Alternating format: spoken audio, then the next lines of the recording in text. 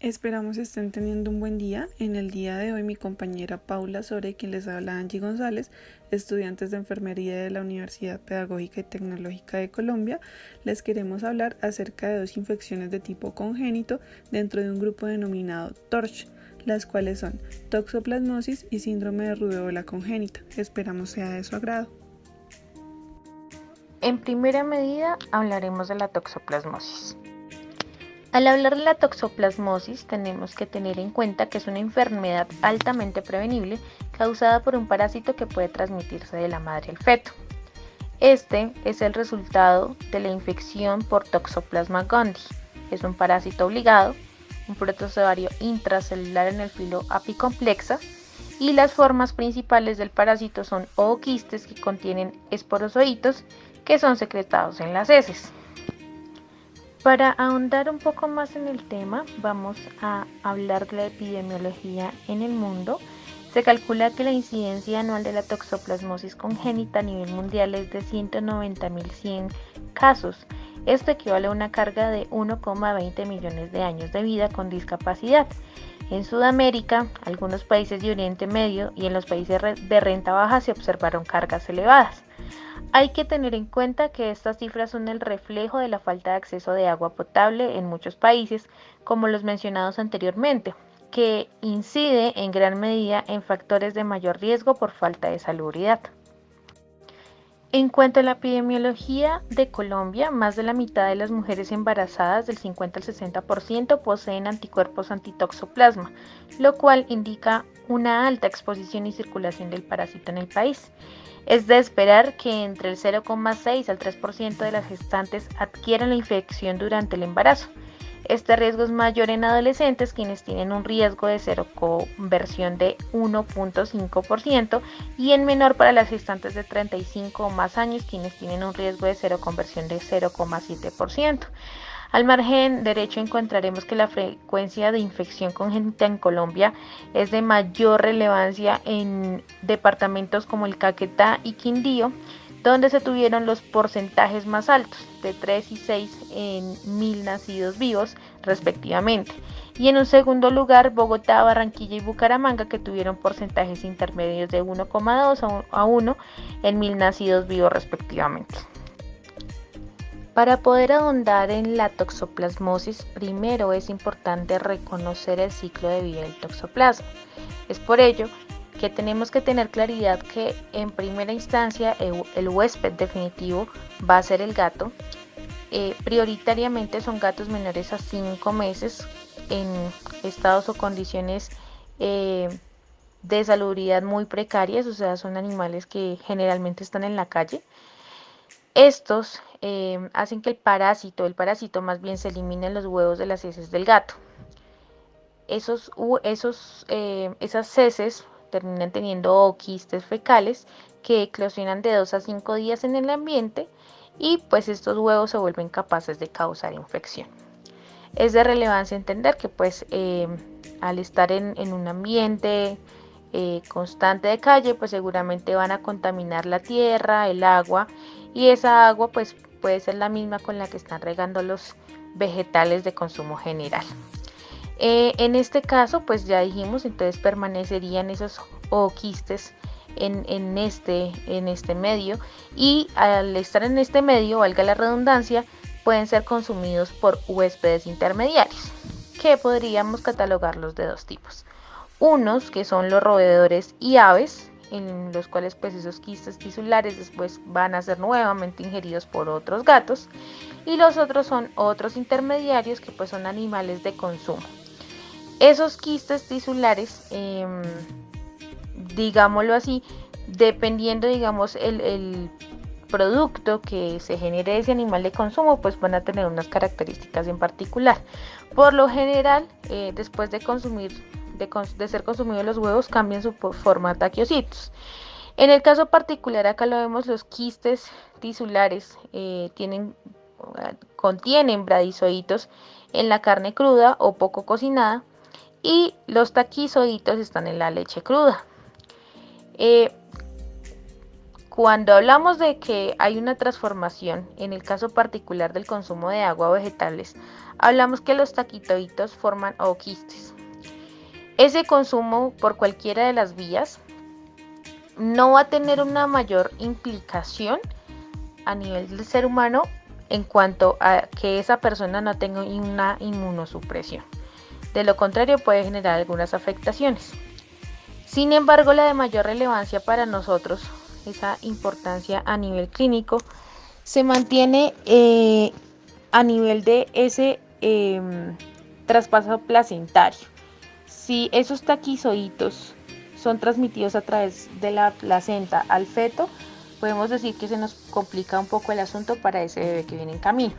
Por otro lado, en muy pocas ocasiones se puede presentar que por transfusión sanguínea se presente el contagio del toxoplasma.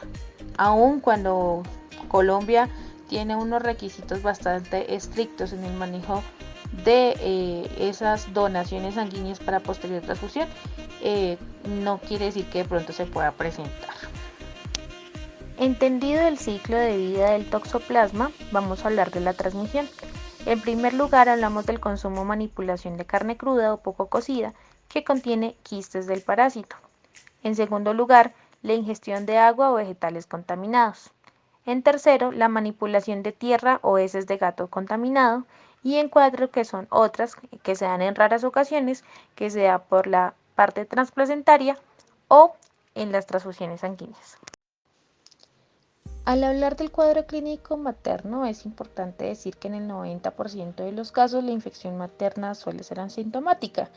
Si se llegasen a presentar signos de infección, suelen ser inespecíficos y leves, incluso en términos de la pandemia a veces puede ser confundidos con una gripa muy grave o incluso COVID. Es por eso que muchas gestantes no acuden a un centro asistencial pues por estos síntomas. Sin embargo, hay algo que cabe mencionar, es que estos síntomas se pueden complicar en mujeres inmunodeprimidas, pero nuestra relevancia va a ir guiada a las afectaciones que puedan tener en el feto. Aclaradas las manifestaciones clínicas en la gestante, pasaremos a hablar del cuadro clínico fetal. Es importante hablar de las implicaciones a nivel congénito que genera la toxoplasmosis. El periodo de tiempo entre la infección de la placenta y la transmisión al feto es variable, entre 4 y 16 semanas, por lo que la placenta infectada debe considerarse como una fuente potencial de infección al feto durante todo el embarazo.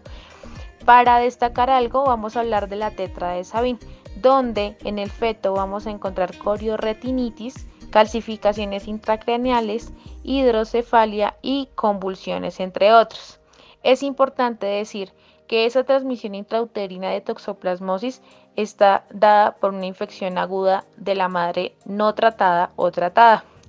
Decimos que en el primer trimestre, si no es tratada, las pérdidas fetales son del 14%, mientras que si es tratada son del 8%. Hablamos de un segundo trimestre donde al no ser tratada hablamos de una muerte intrauterina en el 25% de los casos, y si es tratada a nivel farmacológico, que es el manejo que se le realiza, hablaremos de un 19% de muerte intrauterina. En el tercer trimestre hablamos de que si no es tratada, hay un parto prematuro en el 65% de los casos, y si es tratada en un 44%.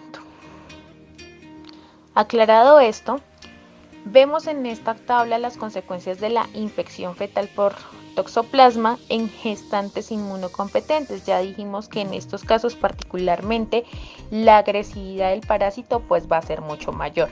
Hablaremos que en el primer trimestre en el 90% de los casos va a haber un aborto espontáneo, y en el 10% va a haber signos de infección severa asociadas pues a la tetrada de Sabin, como ya lo habíamos mencionado anteriormente. En el segundo y tercer trimestre, las características de la retinocorioiditis va a ser del 85 al 90%. La triada clásica o tetrada que en este momento se aborda va a ser muy escasa en este periodo, pero se van a ver otras particularidades que estamos viendo en este momento: calcificaciones, mastoiditis, retardo mental leve, infecciones de septos alveolares. Veremos entonces que los daños van dependiendo también del estado en el que se encuentre la madre. Dentro de las pruebas diagnósticas encontraremos que la primera técnica para el diagnóstico de la toxoplasmosis es la coloración de Savity-Fellman. Esta se basa en la visualización de taquizoitos provenientes del líquido peritoneal de ratones inoculados con suero u otros especímenes corporales del paciente. Esta se considera la prueba de referencia para el diagnóstico de la toxoplasmosis humana. No obstante, su uso está restringido a pocos centros en el mundo porque requiere disponibilidad de animales de laboratorio y personal altamente entrenado en las técnicas de coloración, la interpretación de los resultados y las normas de bioseguridad. Otra técnica que es más conocida por nosotros es la reacción en cadena de la polimerasa, la PCR, en la que se determina la presencia del ADN de Toxoplasma gondii en muestras de fluidos y tejidos corporales. Es muy útil para el diagnóstico de la infección congénita a partir del líquido amniótico, sangre u orina del neonato. Y hablamos también de una prueba indirecta, que básicamente es la que dentro de los protocolos a nivel de nuestro país se mantiene bastante tenida en cuenta, que son la determinación de anticuerpos en IgG, IgM e IgA. Generalmente se emplea la técnica de ELISA en placas sensibilizadas con antígenos totales o fracciones de parásitos. La sensibilidad y la especificidad de estos métodos son mayores al 90%. Estas pruebas se encuentran disponibles con estuches comerciales y son de fácil aplicación por el personal del laboratorio. Esto para tenerlo en cuenta a la hora de lo que podemos contar nosotros en el tema diagnóstico. Dentro del método diagnóstico, anteriormente hablábamos de las IgM, las IgA, las IgG.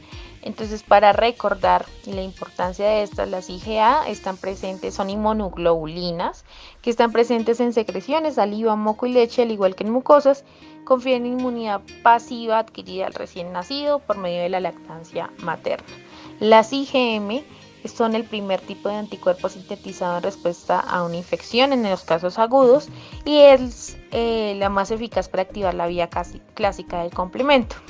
Las IgG son los anticuerpos de mayor concentración sérica, demuestran una inmunidad pasiva natural al feto y se generan después de las IgM por infecciones antiguas. Entonces, como para que tengamos en cuenta esas inmunoglobulinas. Bueno, pasando a este mapa, que parece un poco complicado, vamos a explicarlo para tratar de entenderlo de la mejor manera posible. Hablamos de un protocolo a seguir, hablamos de la detección de toxoplasma por medio de las inmunoglobulinas G y M. En primera medida, hablamos de que si las inmunoglobulinas G y M son negativas, nos iremos hacia un plano de la consejería que se refiere a esas pautas de prevención que nosotros le podemos dar a la gestante. Si las IgM son negativas, y las IgM son positivas, va a haber un seguimiento mensual. ¿Por qué? Porque vamos a suponer que hay una infección y si esas IgM son positivas, hablamos de una infección aguda y de un tratamiento con espiramicina. Pasando al segundo eslabón, cuando las IgG son negativas y las IgM son positivas, se debe repetir la IgG en 2 semanas. Si da negativa, hablamos de normalidad, de que está bien, está en un plano seguro, pero igual debemos dar indicaciones. Se debe realizar un seguimiento mensual. Si esas IgG llegan a dar positivas, hablamos de una infección aguda y de un tratamiento farmacológico. Pasando al tercer eslabón, hablamos de que las IgG y las IgM son positivas. Debemos realizar una prueba de avidez de IgG para determinar si esa infección es antigua o es presente. Eso nos dará una alta, que puede ser una infección crónica, y en la baja una infección aguda. En el caso de la infección aguda hablamos de un tratamiento con espiramicina. Y en el último eslabón hablamos de que las IgG son positivas y las IgM son negativas. Esto quiere decir que, teniendo en cuenta los conceptos que tuvimos anteriormente, hablamos de una infección crónica y se habla de un fin del seguimiento. Es importante tener en cuenta que en el diagnóstico materno, en el primer control, se deben realizar pruebas de IgG y IgM antitoxoplasma para determinar la presencia de la infección. Siendo esto así, las pruebas negativas, como ya lo hemos mencionado, pero lo vamos a desglosar un poco mejor, las pruebas negativas acarrean un control mensual de IgM hasta la última semana del embarazo. Si la prueba negativa en la última si da la prueba negativa en la última semana del embarazo, ya esa paciente queda excluida. Mientras que si da una prueba positiva, quiere decir que hay una seroconversión, debe haber una consulta especializada para realizar un seguimiento mayor a nivel diagnóstico, que lo veremos un poco más adelante, no solo para el proceso de la gestante, que vimos que no hay una relevancia significativa, sino a nivel del feto. En el caso de una prueba positiva en ese primer control, hablamos de que si la prueba IgM antitoxoplasma en el mismo cerebro, la prueba es positiva, si la gestación es menor a 16 semanas, hacemos IgG de avides. Y si la gestación es mayor a 16 semanas, evaluamos las inmunoglobulinas A. Si la prueba es negativa en suero, excluimos a la paciente. Los criterios de toxoplasmosis aguda gestacional están dados por IgG de avides definida como baja de acuerdo con las indicaciones del laboratorio, o infecciones de menos de 4 meses según las inmunoglobulinas A positivas. Esto quiere decir que debe haber una consulta especializada, una amniocentesis, manejo con PCR, para hacer un PCR, tratamiento con espironolactona, seguimiento del recién nacido. En el caso de que la paciente de IgM positiva con IgG de avides alta o IgA negativa, debe haber una asesoría, una decisión consensuada y un seguimiento por ecografía. En el caso de esa decisión consensuada, habla de tener en cuenta sobre las semanas gestacionales en las cuales se encuentra esa gestante, y en caso de que ella solicite un IVE, una interrupción voluntaria del embarazo, de acuerdo pues también a las implicaciones pues que haya tenido este parásito en el feto. En ese orden de ideas, y pues manifestado anteriormente, en caso de que se sospeche el contagio en el feto, ya se harán unas pruebas o un diagnóstico más avanzado en cuanto a que se necesita saber cuál es el daño que se tiene en el feto. Entonces se realizan muestras de sangre fetal, ecografía fetal cada 2 semanas durante la gestación y el análisis de líquido amniótico. Esto pues, como ya lo dije, cuando se sospecha de toxoplasmosis congénita, entonces se realizará una exploración general, exploración oftalmológica, exploración neurológica, TAC de cabeza, aislamiento del toxoplasma gandhi de la placenta y de leucocitos fetales de la sangre del cordón umbilical y de la capa leucocitaria de la sangre. Debe haber una determinación de anticuerpos de inmunoglobulinas G, M y A específicos frente a toxoplasma y la cantidad total en suero, y una punción lumbar con análisis del líquido cefalorraquídeo. Respecto al tratamiento, para gestantes sintomáticas y asintomáticas diagnosticadas con la infección, que buscan reducir el riesgo de toxoplasmosis, puesto que no hay un beneficio en la gestante, hacemos hincapié en eso. Hablaremos de la espiramicina, 1 gramo cada 8 horas en gestantes menores a 14 semanas de gestación, y piremetamina con sulfadiazina y ácido fólico en gestantes mayores a 14 semanas de gestación. Es importante decir que se debe realizar ecografía fetal cada mes. Se debe hacer con el fin de hacer un seguimiento más estricto de esta gestante y del feto. Bueno, para entrar en contexto, trajimos a ustedes un caso. Daniela reside en la vereda Caiboca del municipio de Icatá, deserta del colegio al momento de quedar embarazada, manifiesta que sufrió de bullying y no tiene pareja.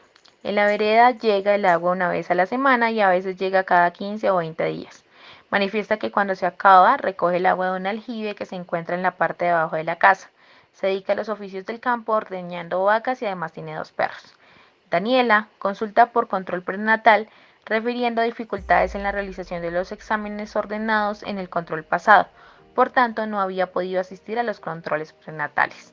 Al interrogatorio se identifican los siguientes antecedentes: G0, menarca a los 11 años, sexarca a los 16 años, un compañero sexual, 26 semanas de gestación por FUR, G2, P0, C1, B1, M0. Usted indaga por el patrón nutricional de Daniela, quien le refiere que come papas, arroz, yuca y muy poca carne y pollo. A veces su hermana le compra carne asada en un restaurante del pueblo, pero es poco frecuente. De vez en cuando come verduras de la huerta casera. Al examen físico, mucosas húmedas, rosadas, sin ningún signo de palidez, pezones evertidos aptos para la lactancia, útero grávido, sin actividad uterina con feto único vivo, en situación longitudinal, posición dorso derecho y presentación cefálica con una fetocardia de 145 latidos por minuto, altura uterina de 28 centímetros, movimientos fetales positivos. A la valoración de los genitales no hay presencia de salida de líquido vaginal o sangrado. Trae los siguientes exámenes de laboratorio: IgG negativo, IgM negativo. En torno a este caso, nosotros planteamos unos cuidados de enfermería, teniendo en cuenta que aun cuando las inmunoglobulinas G y M son negativas, debemos orientar a la paciente acerca de la importancia de asistir a los controles prenatales, pues como vimos por diferentes factores, pues ella no lo hizo. Y es importante pues hacerle un seguimiento estricto a ella. Educar a la paciente acerca de la patología, el proceso a seguir en cuanto al diagnóstico. Más allá de que haya sido negativa, sabemos que hay unos factores de riesgo bastante significativos en su entorno que, aunque en este momento las inmunoglobulinas hayan dado negativo, no quiere decir que en el proceso de la gestación se pueda contagiar con toxoplasma. Se debe recomendar a la gestante la importancia de hábitos adecuados en el consumo de alimentos, y con esto nos referimos pues a que el consumo de agua no es el mejor en cuanto pues a que es de un aljibe, consume verduras de la huerta, adicional a eso de vez en cuando come carne no muy bien cocida, entre otras cosas. Entonces es importante hacer esas aclaraciones. Evitar el contacto con gatos infectados, enseñar a la paciente cómo evitar el estrés y la ansiedad, puesto pues que ella está sola, eso la vuelve también más inmunocomprometida, entonces es importante hacer esto. Y promover el adecuado manejo de heces felinas y pues en caso de que ella tenga que hacerlo. De aquí que es importante destacar la prevención en el caso del toxoplasma. Es un parásito, no tiene vacuna, pero que si se realizan las prevenciones correspondientes, pues seguramente vamos a evitar que una persona, una gestante, que es nuestra importancia ahorita, y el feto, pues se vean afectados por esta situación.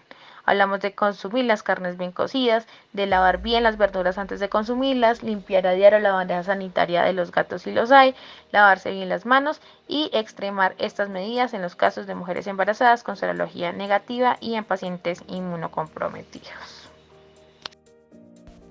Continuando con el grupo de infecciones congénitas TORCH, tenemos ahora el síndrome de rubeola congénita. ¿Qué es la rubeola? Es una infección viral contagiosa aguda que se caracteriza por exantema y reacción del sistema linfático, con manifestaciones generales que se pueden presentar en la infancia.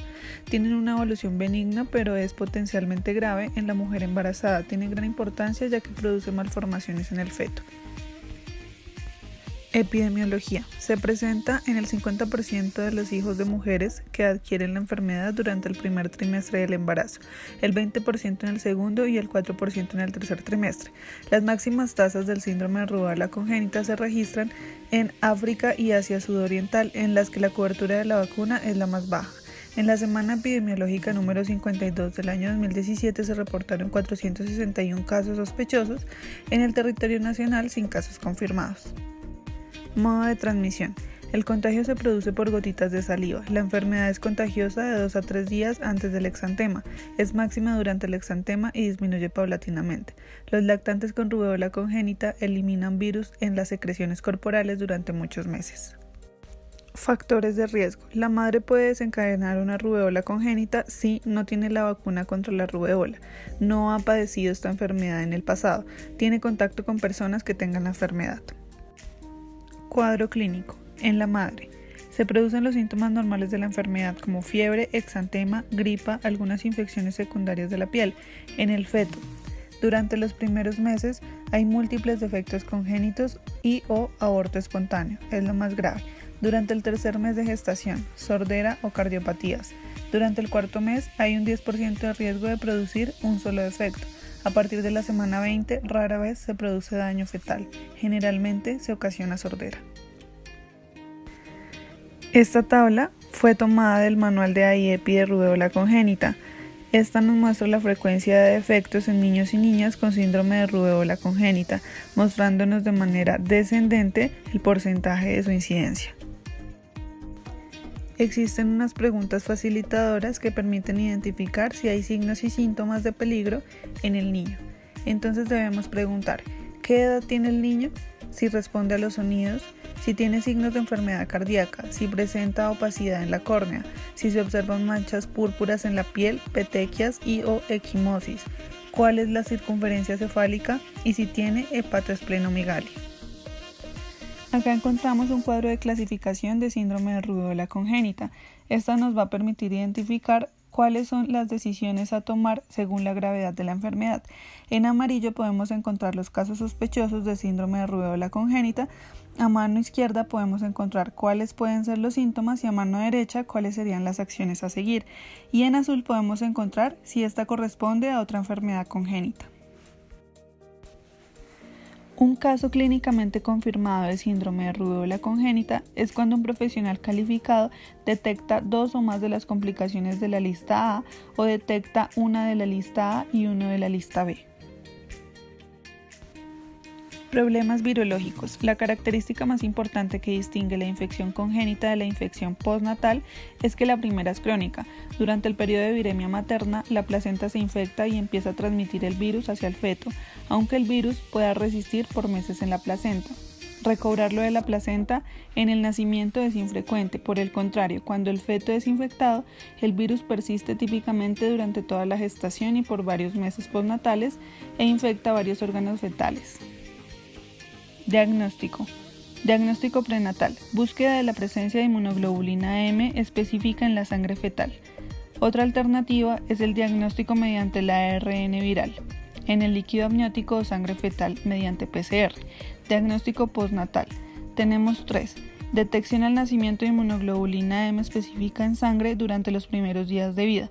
Mantenimiento o refuerzo de los títulos de inmunoglobulina G frente al virus de la rubéola más allá de los 8 meses de vida y detección del ARN mediante PCR. Tratamiento. Medidas sintomáticas de sostén. Esto para la madre. Anticuerpos, globulina hiperinmunitaria, ecografía de cuarto nivel, seguimiento con amniocentesis de ser necesario, control mensual de la embarazada hasta el 8º mes. Después del 8º mes de embarazo, el control debe ser cada 10 días, realizando monitoría fetal con la periodicidad que el criterio obstétrico lo defina. Modo de prevención. Vacuna. La vacuna contra la rubéola puede conferir inmunidad del 98% en los casos por largo tiempo, de 10 a 20 años. La vacunación de la rubéola durante la gestación y el puerperio no se debe administrar y se debe indicar que se vacune en lo posible 3 meses antes de quedar embarazada. La lactancia materna no contraindica la vacuna. En este caso clínico, se tuvo un crecimiento intrauterino retardado, cataratas, ictericia precoz, soplo cardíaco, cardiopatía congénita y alta sospecha de sordera, acorde con lo que señala la literatura mundial revisada. Tenemos que en este caso clínico la madre no fue inmunizada en ninguna etapa de su vida, tuvo exposición al virus en el primer trimestre de la gestación y los signos y síntomas y la determinación de inmunoglobulina G e inmunoglobulina M avalan la confirmación del síndrome de rubéola congénita. Cuidados de enfermería. Control e interpretación de frecuencia cardíaca fetal, frecuencia cardíaca materna y fiebre. En la valoración de enfermería es importante detectar el momento de la infección, brindar educación a la madre, brindar un apoyo psicológico y emocional.